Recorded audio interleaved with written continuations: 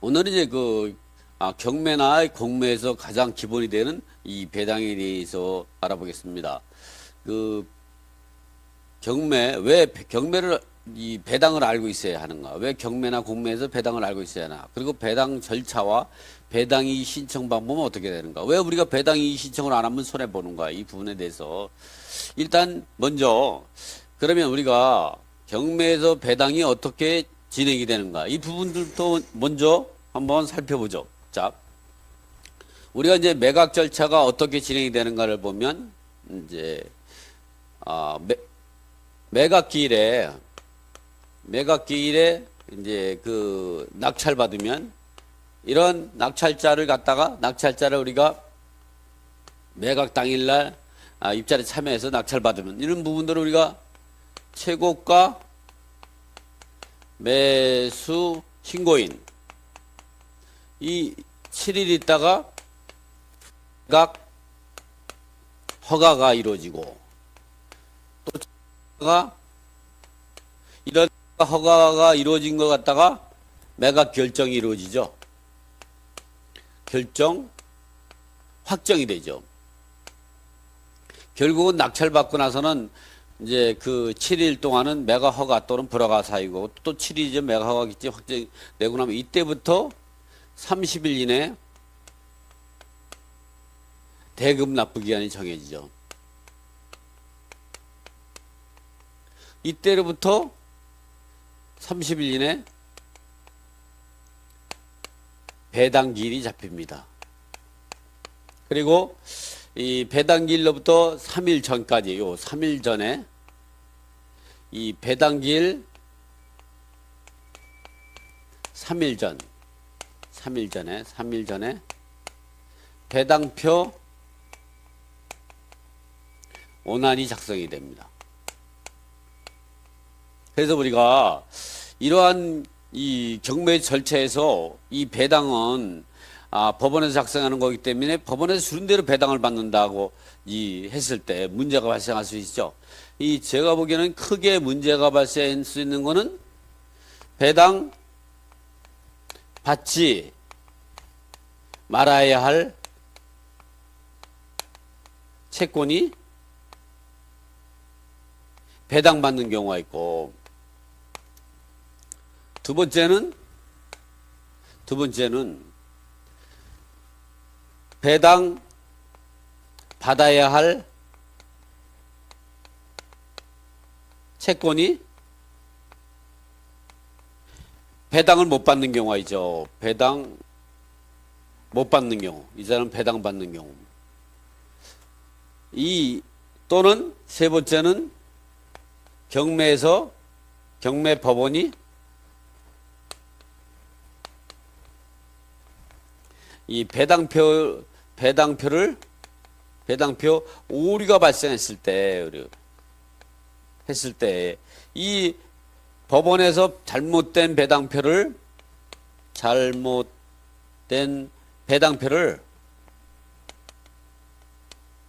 그대로 인정하게 됩니다.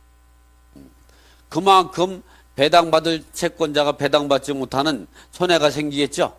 그래서 이런 부분들을 우리가 잘 챙겨야만이 된다. 그래서 그런 부분들을 제가 이제 오늘은 좀 주력적으로 말씀드리고 그다음에 이제 배당받는 방법에 대해서 좀 보겠습니다. 자, 교재하면 제가 이제 펼쳐 놓은 거 보면은 자, 이와 같이 이제 배당 절차 같은 경우는 이렇게 배당기일 지정 및 그다음에 통보 대금 납부 3일 전에 이내에 지정하고 통지하고 대금 납부 후에 배당표 원안을 작성 비치하게 독되는데 이런 경우는 이제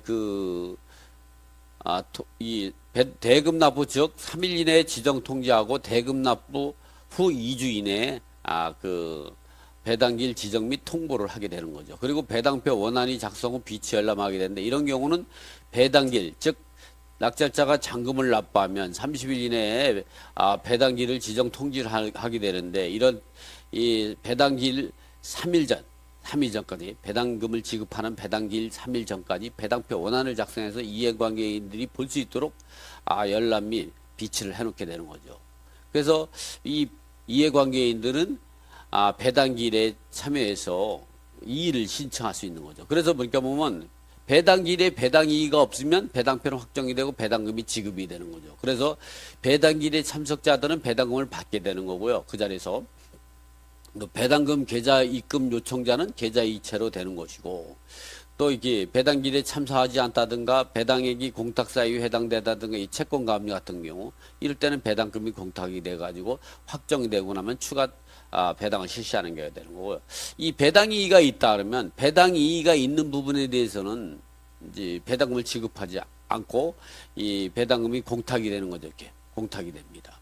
그래서 배당 이의가 있으면 그 배당길에 참여해서 배당 이의를 하게 되면요, 반드시 일주일 배당 이의가 되어 있으면 일주일 이내에 배당이 제기가 있었다는 소재기 증명을 경매법원에 제출해야 됩니다. 제출하지 않을 때에는 배당 이의가 기각되는 거죠. 그래서 여러분들은 이 채권이 좀 문제가 있다 그러면 무조건 배당 이의를 해놓고 나서 일주일 기다렸다가 보니까 그게 이 사이에서 소송을 제기하면 내가 이길 것 같지 못한다면 그러면 이제 소재기 증명을 제출하지 않으면 자동으로 기각 처리되고 그 배당 이의를 당했던 사람인 배당금을 받게 되는 거죠. 자 밑에를 보면 내려가 보면 이제 이 배당표가 확정돼 배당금을 지급받는 방법, 이 배당기일에 출석한 채권자 배당금이 공탁돼 있는 경우 배당금이 계좌 이체하는 방법, 또는 배당금이 공탁 사유에 발생하는 경우, 이런 부분들이 이제 좀 전에 말씀했던 부분들이고요.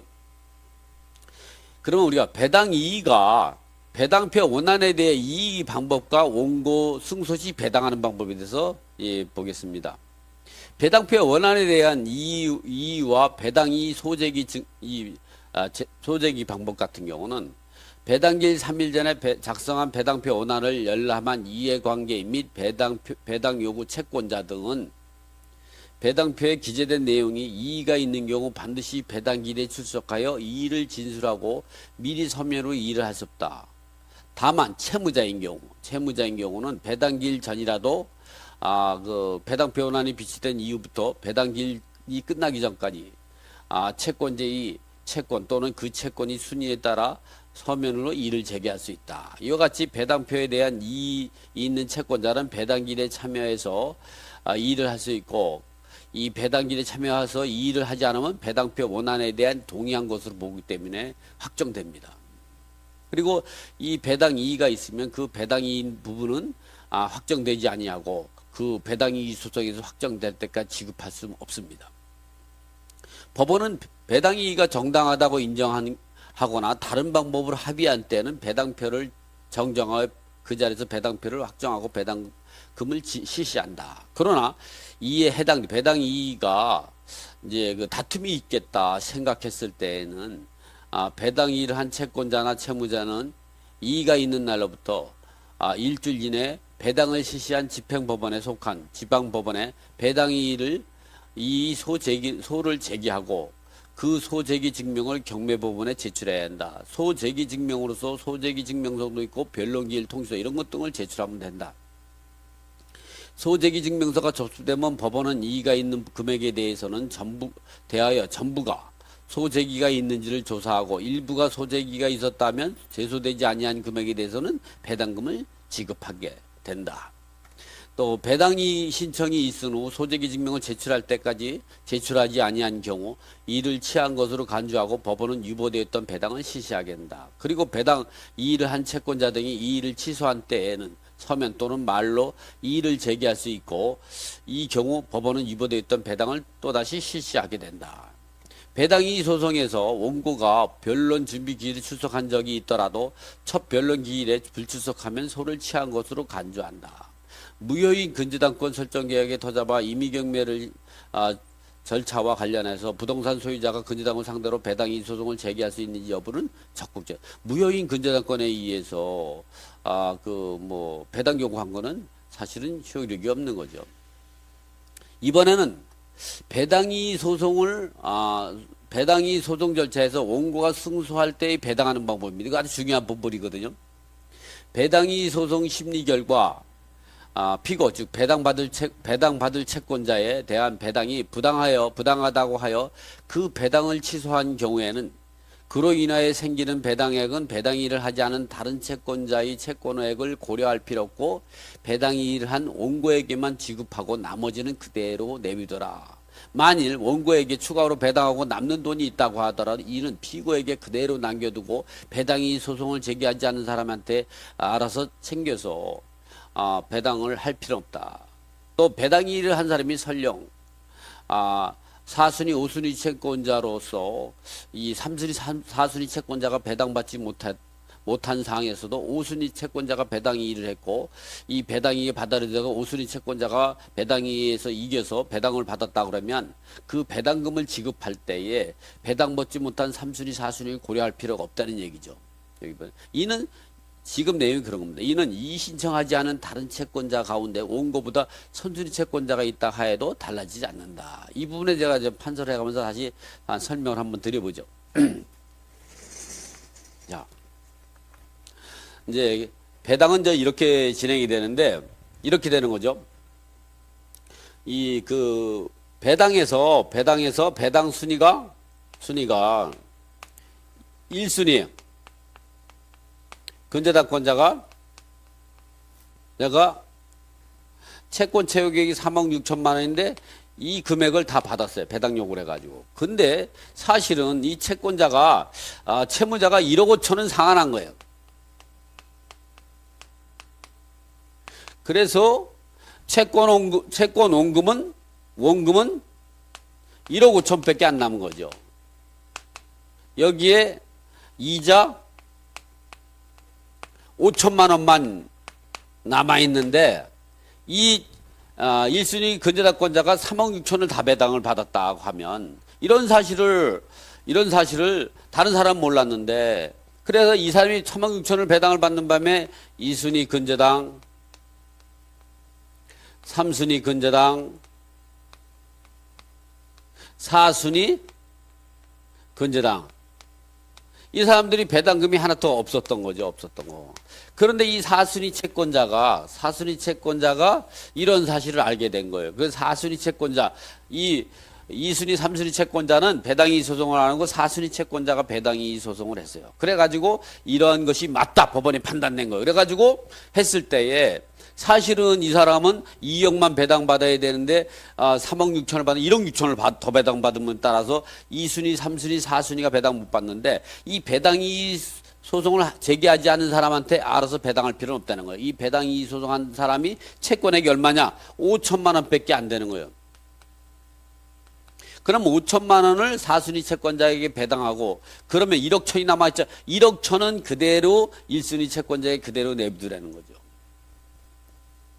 이 배당이 소송하지 않은 사람한테까지 알아서 배당할 필요 없고 또 하나 문제는 이렇게 3, 4순위 채권자가 보다도 2순위 채권자가 배당이를 했다면 더 먼저 배당받을 수 있다고 하더라도 이런 선순위 채권을 고려할 필요 없고 배당이 한 사람만 이 배당금을 지급하라는 거죠. 그리고 배당이 소송에서 이러한 사실을 2순위, 3순위 채권자가 알았다. 그러면 이런 부분을 알았다면 이런 부분에 대해서 이 사람이 판결을 얻은 걸 갖고 이 사람이 그 1순위 근저당권자에게 1억 천의 범위 내에서 부당이득을 반환을 청구할 수가 있죠. 그리고 자기보다 후순위 채권자가 배당받은 또 5천만 원에 대해서도 부당이득을 청구하는 것은 그거는 별개 할 수가 있습니다. 그러나 그런 소송을 제기하지 않으면 그대로 배당이의 소송한 사람은 받게 된다. 그래서 배당이의를 하지 않으면 이만큼 없다. 그러나 이번에는 또 뭘 공부해야 되냐면 이렇게 배당이의를 하지 않은 사람들까지 우리가 고려해서 배당금을 지급하지 않는다 그랬죠. 그래서 실무에서는 우리가 어떻게 보면은 이렇게 낙찰자가 잔금을 납부한 이때로부터 30일의 배당기일이 잡힙니다. 그러면 이 3일 전에 배당표 원안이 작성이 되는데 이 배당표 원안에 대해서 채무자는 이 3일 전 배당표 원안이 작성 때부터 배당기일까지 배당이의를 할 수가 있는 거죠. 그러나 채권자는 배당기일에 참여해서 배당이의를만 할 수 있다. 그러나 여러분 우리가 알 게는 이 다른 채권자에 대해서 배당이의를 하는 것은 채무자는 3일 전에 할 수 있고 그리고 다른 채권자나 다른 이해관계는 배당기일에 참여해서 이 배당이의를 할 수밖에 없습니다. 서류는 할 수가 없어요. 그러나 여러분이 알아야 될 게 뭐냐면 경매법원이나 공매집행법원 집행기관에서 배당표 원안을 잘못 작성했을 때 그때에는 언제부터 이 배당표가 작성된 3년부터 할 수가 있는 거죠. 배당에 대해 이의를 할 수 있고 정정 요구할 수. 그러면 정정 요구하면 배당일에 배당표가 정정이 돼 있죠. 제가 그런 걸 많이 해줬습니다. 그래서 이 가만히 보면 법원에서 배당표를 잘못 짠 사실을 갖고 제자분이 찾아와 가지고 제가 그걸 배당표를 정정해서 다시 작성해주고 그걸 법원에 제출하니까 법원에서 아차 이런 거죠. 이거는 처음에는 승복을 안 하는데 판사님 배당에 이의가 있습니다는 김동희 저자분이 이렇게 해줬다고 하니까 다시 보더라고. 사법보좌관이 다시 봐가지고 보니까 너무 이제 엉성하게 짠 게 이 후순위 가압류권자한테 배당을 했어요. 선순위 임차인이 확정일자가 선순위가 있는데 너무 그런 부분이 한두 군데가 아니에요. 그거는 기본적으로 따질 때는 너무 배당을 하다가 아마 조르셨는지 어쩐지 몰라도 어떻게 확정일자가 2달, 3달이 더 빠른데 그 후순위 가압류권자에게 먼저 배당하는 그런 웃지 못할 일이 있어요. 근데 그걸 갖다 승복을 안 하더라. 그래서 제가 김동희 저자가 해줬다고 하니까 보고 다시 보니까 잘못돼 있죠. 그래서 배당일에 배당을 받았습니다. 여러분이 이런 걸 배당일을 하지 않았다면 그대로 가압류권자가 배당받고 나가지고 밖에서 임차인이 배당금이 없는 걸 보고 나서 그때 가서 이 가압류권자를 상대로 부당이득 반환 청구하면 그 가압류권자가 배당금을 챙겨주겠습니까? 안 주죠. 원래 줘야 되는 거죠.